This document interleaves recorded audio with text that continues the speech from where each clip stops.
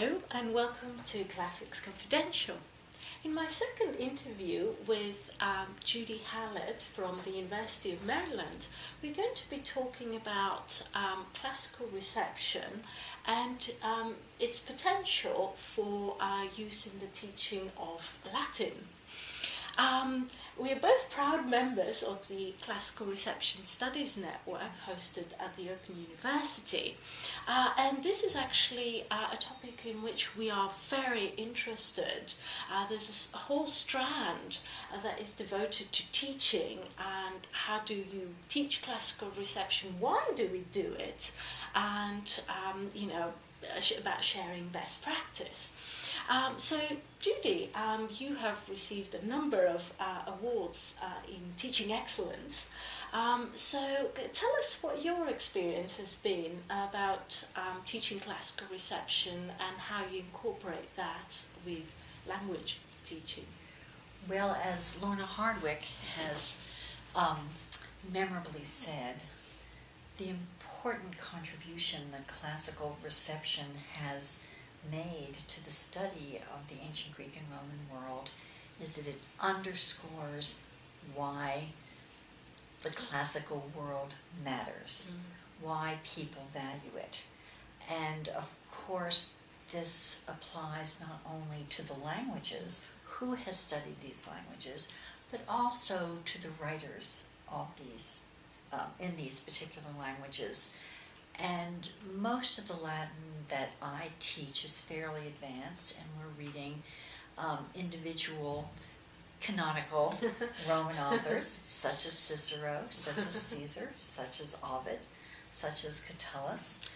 And I will always begin these courses by having students read, usually from the Oxford Companion to English Literature, a short statement about who in the evolution of Anglophone literature was influenced by and engaged with these earlier authors. It works very well with Petronius because some students are often made very nervous by the subject matter, and you bring in T.S. Eliot, and you bring in Yeats, who has a wonderful poem about Petronius, and you bring in F. Scott Fitzgerald, and the minute it's clear that Petronius was of great consequence to these important literary figures, some of these nervous conservative students are calmed down by all of this. But often I will conclude these courses by looking at modern works of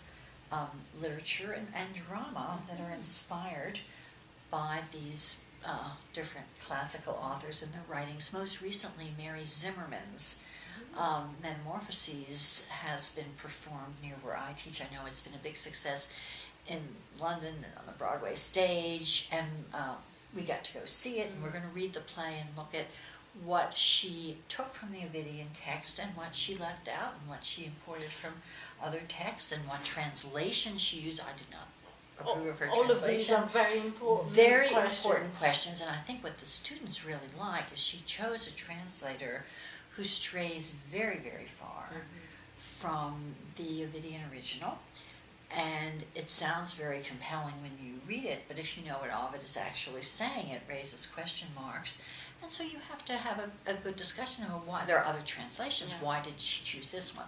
So that's the kind of thing I do. Now, I also teach a course that has been very instructive to me outside of the classics department. It's in an honors program, and virtually none of my students are what we call liberal arts students. They're majoring in engineering and in business, and but we in American universities, these students have to take a certain number of core courses. Liberal arts. The liberal arts is the term, and it's a course on the Roman historical novel, its sources and its cinematic film adaptations, and we focus on Robert Graves' I, Claudius novels.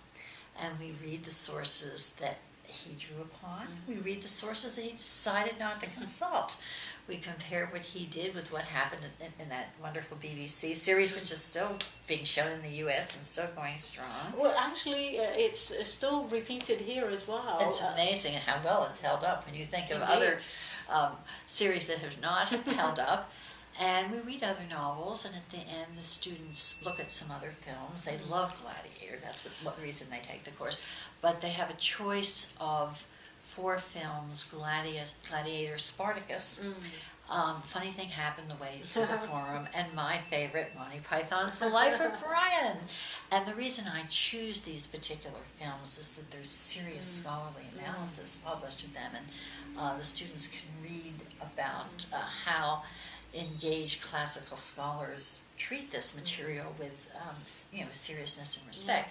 So and it's also about the dialogue, isn't it, with popular culture? Oh, it's totally about popular the impact culture. of classics on popular culture. As you say, why it matters. Why it matters, and of course the students have to recognize that all writing is fiction.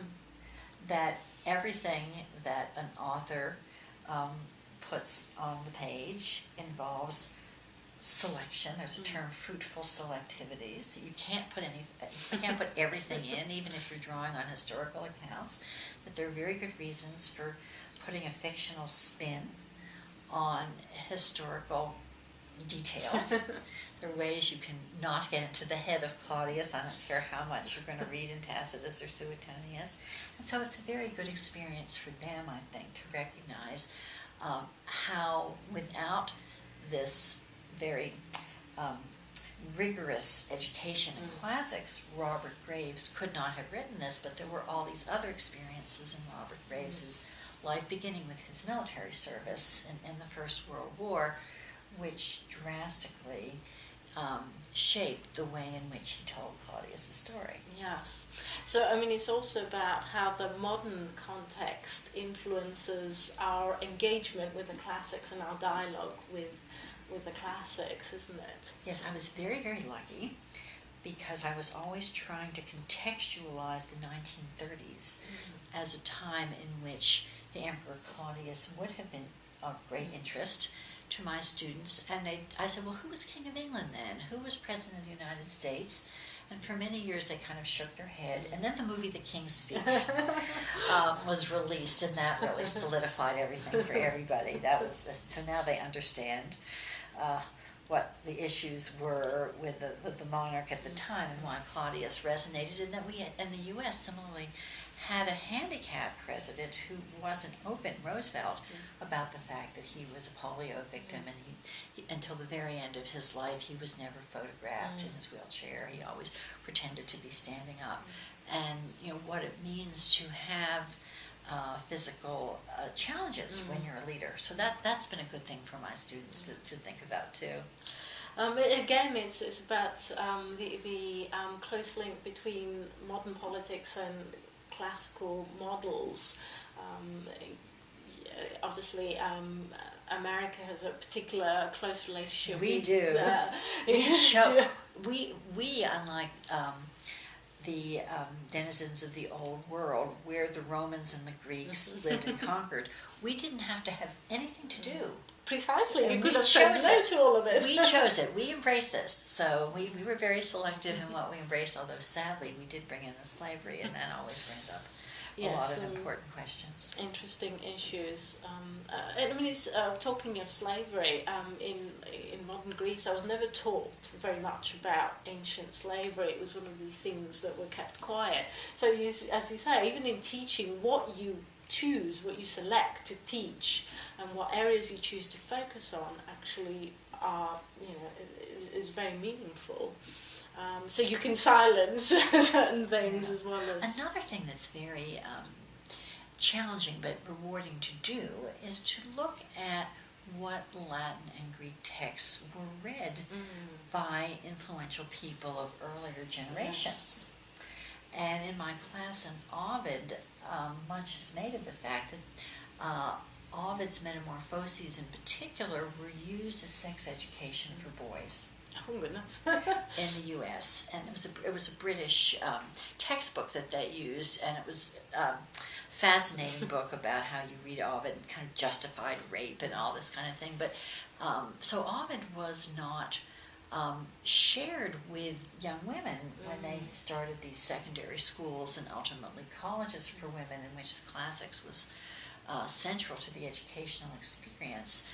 But classical mythology was very important in the whole classicizing culture of the U.S., and so these myth groups and these sanitized myth books appeared, and Edith Hamilton, on whom I worked, is the author of one of them, because it was felt that women needed to know these stories, but they couldn't know all of them. But they couldn't actually engage with the actual ancient text itself, read which the ancient text. Which is very interesting, isn't it? So your encounter as a woman would have been mediated through a sanitized version of... And it's influenced classical scholarship itself, because I don't think there was any, I keep using these words serious, but they're fun to some extent, any serious study of sexuality in Ovid, particularly all the rapes in Ovid and all the sexual violence in Ovid, until very, very recently with the advent of feminism into classics, because what was read by Ovid was so often filtered and sanitized. Yeah. To get back to how you can use sort of classical reception to enhance the experience for students while you're trying to teach them Latin.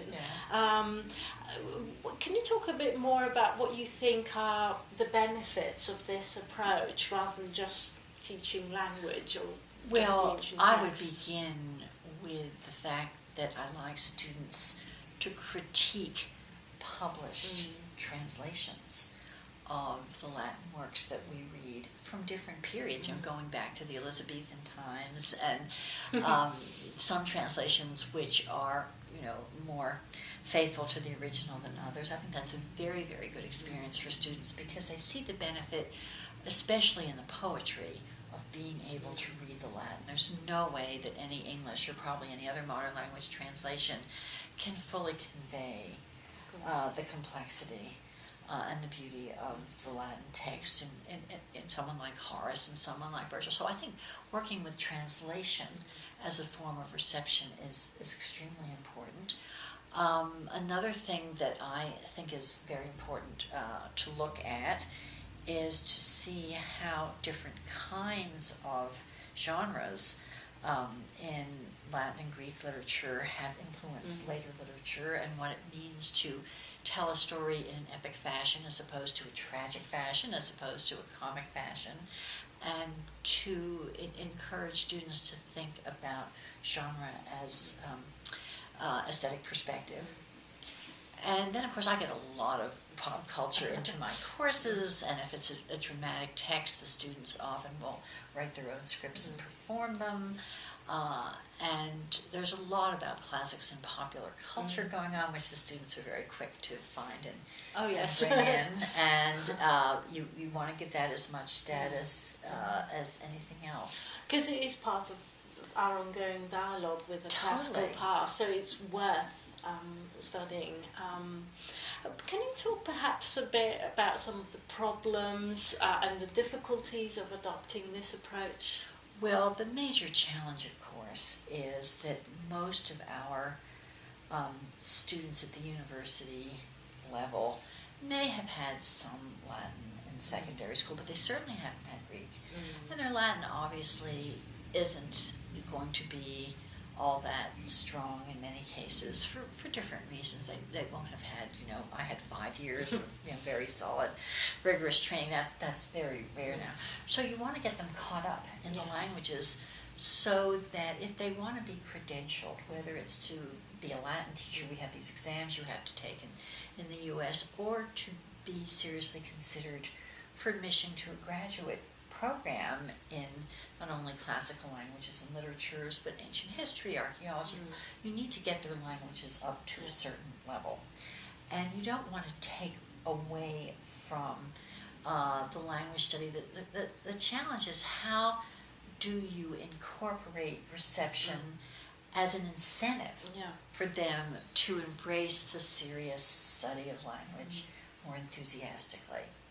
But you don't want to shortchange the languages themselves. And that's what's so great about looking at translations, because you force the students to think about exactly what the Latin or the Greek text says, and why is this particular translator at this particular time making these changes. So it can be a commentary on the ancient text itself, so translation as commentary and as part of this ongoing engagement. Well, totally. And I was giving a talk a few years ago at, in fact, my alma mater, and the younger faculty members were very skeptical of classical reception, not the older ones. I was very interested, and they said, well, it takes time away from getting close to the ancient texts, and we want to get as close as we can to the ancient texts. And I pointed out to them that any time you look at a dictionary, anytime you look at a commentary, you're engaged in a form of classical reception, and you have to be aware of what the perspective and what the limitations are of dictionaries and commentaries, and they're very much a product of their own time. Indeed. Well, thank you very much, Judy, for talking. Oh, this has been great. Thank you so much, Anastasia.